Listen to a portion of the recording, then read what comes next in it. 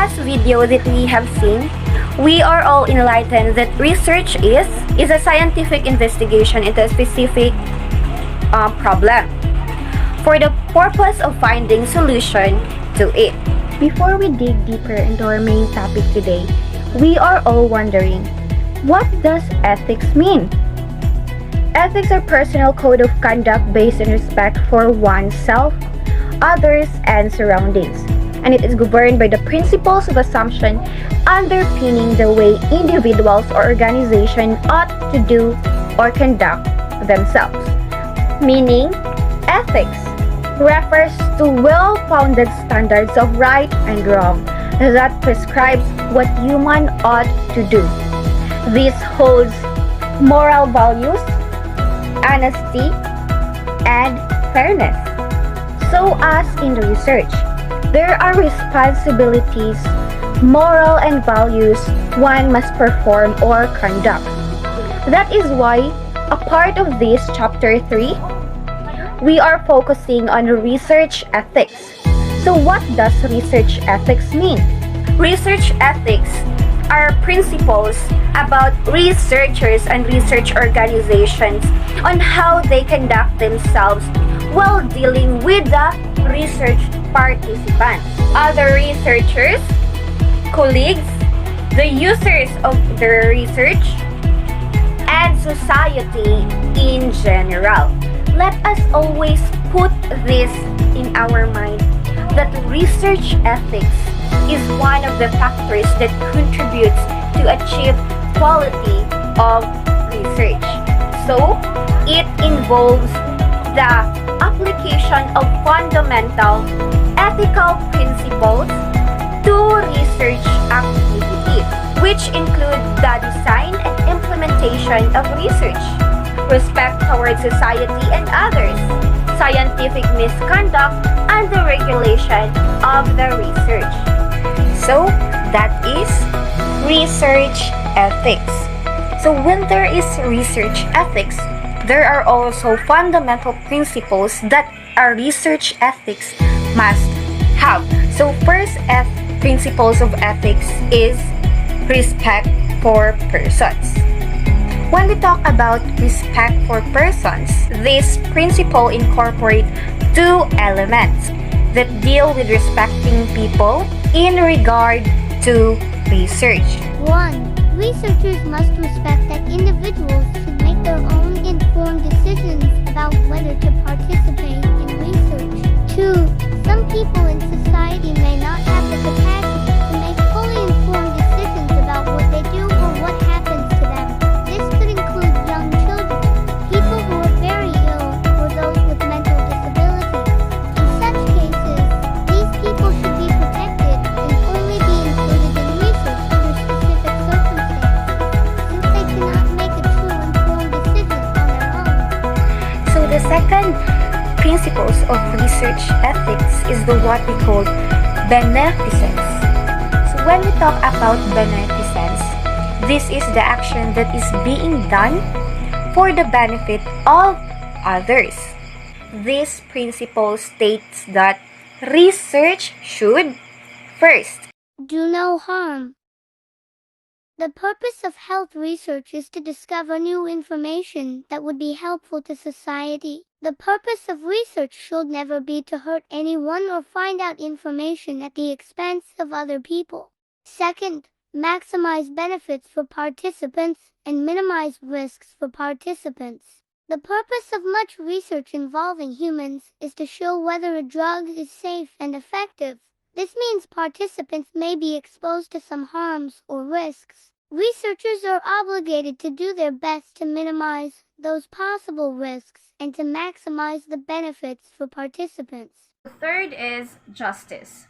So this principle deals with the concept of fairness. So researchers designing trials should consider what is fair in terms of recruitment of participants and choice of location to conduct a trial.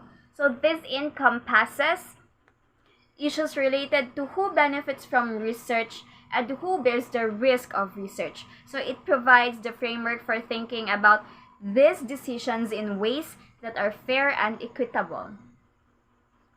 People who are included in research should not be included merely because they are a population that is easy to access, available, or perhaps vulnerable, and less able to decline participating. So an experimental strategy that is likely to be used by many types of people should be tested in the very populations of people who are likely to use it. So to ensure that it is safe, effective, and acceptable for all of the potential users. For example, experimental treatments that are intended for use in the general population must be studied not only on men, but on enough women to ensure that they are also safe and effective for women. So the principle of justice also indicates that questions being asked in trials should be of relevance to the communities participating in the study. We might wondering, why are ethical principles of research important? It is important to adhere to ethical principles in order to protect the dignity, rights, and welfare of the research participants. Nothing can damage a writer's reputation and student's record more than an accusation of plagiarism. Plagiarism checker software is where we can use to check of documents, duplications, plagiarized content that was scanned through the internet or in the app that is uses of those phrases, terms, or quotes. After that, it compares your document to others, and it will also highlight the similarities for us to ensure our quotes are cited properly, and it will lower the chances of similarities in your documents. Now, I will discuss and locate the plagiarism apps that can be found on the internet and how it works, and why plagiarism checker is used mostly by students, researchers, and journalists. The first one is Checker. It is one of the most effective free plagiarism detector tools in the internet. First, you need to go to Google and search Checker.com, and in that site, you are presented with a very basic and functional layout that does not require for any previous experience with plagiarism detection tools.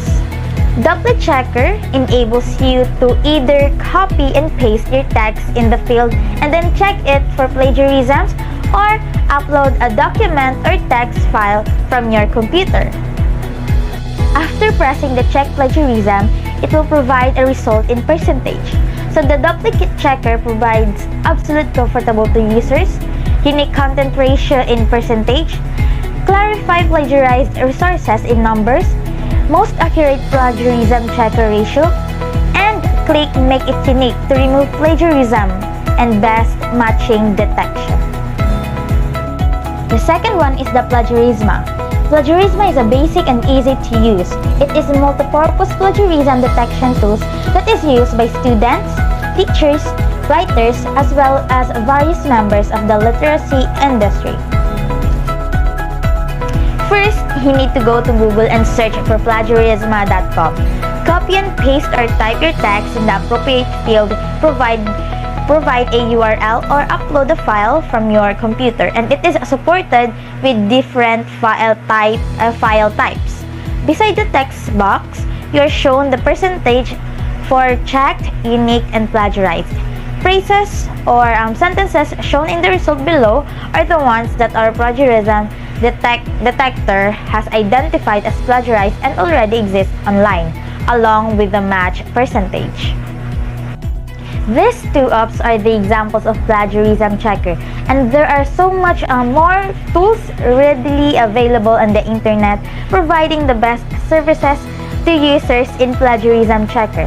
You can use a plagiarism detector to see if the content you're about to publish is unique by using the plagiarism detector. And that would be all. Thank you. How to avoid plagiarism? How to avoid plagiarism? Kung saan avoid or kung saan pagbigay plagiarism? How? Okay.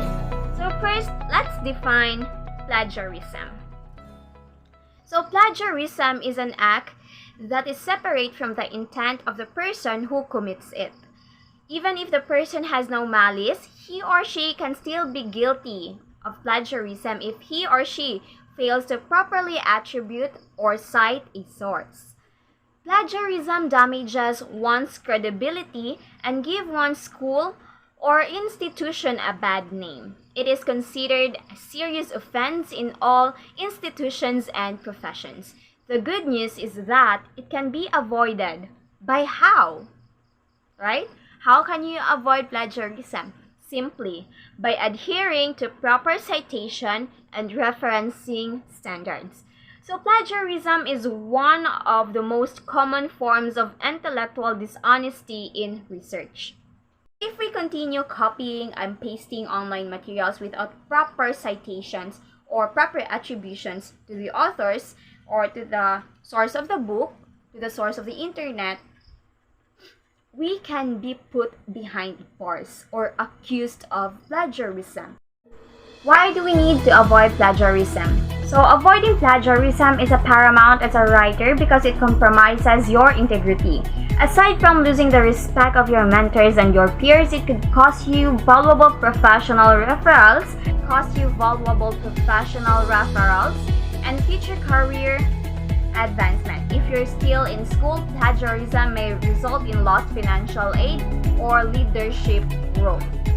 First is cite your source. So when alluding to an idea or wording that's not your own, add a citation in your writing that identifies the full name of the source, the date it was published, and any other citation element that's required by the style guide you're adhering to. For example, the APA citation style. Second, include quotations.